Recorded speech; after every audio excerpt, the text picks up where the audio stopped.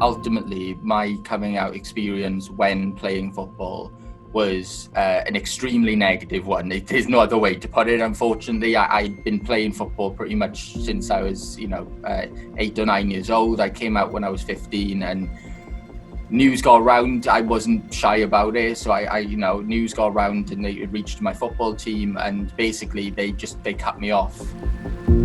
Being 15 is difficult regardless of what you're going through, but with all the things going on, I just decided just to put football to one side, and then kind of picked it back up then in my early 20s, playing for a couple of local sides. And then when I moved to Cardiff, I decided I really want to become involved, and I saw the Dragons online. I found them online, and I just literally sent them a message saying, can I just pop down for a training session? And they responded to me the same day and was like, yeah, love to have you. And that was, almost 3 years ago now. And that's kind of the point of where my football is now. Like, I've gone from being scared to play to now embracing everything about playing, and then looking forward to the future as well, to doing more within the game. If I wasn't involved in women's football, I probably would be, probably still in the Narnia closet, most probably, because football for me, at a very, very young age, gave me everything that I needed to understand that being gay was not only okay, but it was perfectly normal and also great. Like, I spent a lot of my time playing football and being around people that were so open and supportive and visible to me. And I grew up in school where you couldn't talk about it, you weren't allowed to talk about it. My poor mum and dad, they didn't understand anything about it, because in their society they weren't allowed to talk about it at all.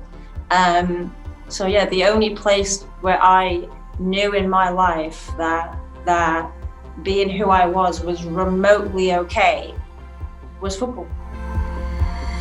You want to see someone who's at the top of the game, who is part of that community, but it's going to take an extremely brave person to just, be involved already in professional football and to come out or whatever. So it needs to be looked at in a way that it's not really brave. It should be normal. It should just be like your run-of-the-mill thing that happens. But unfortunately, at the moment, it's not quite there. But like you say, people like me, like the rest of my team, all my teammates with Wales and with Swansea can help towards. And I know myself in the players' world kind of thing, I don't think it would be frowned upon as much as it would maybe fans and exterior things.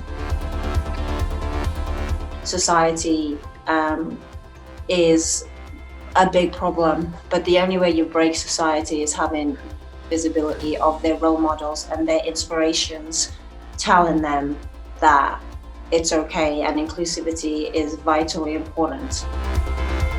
I know I've got fans of me who were part of that community, and that doesn't make them any less of a fan than the people who aren't, you know what I mean? So yeah, the more people that we can include and make feel welcome and happy to watch football, listen to football, come play football, coach football, then the better, really, isn't it? No, for me personally, for the Dragons, becoming more involved in the club, it's just helped me so much as a person with my confidence.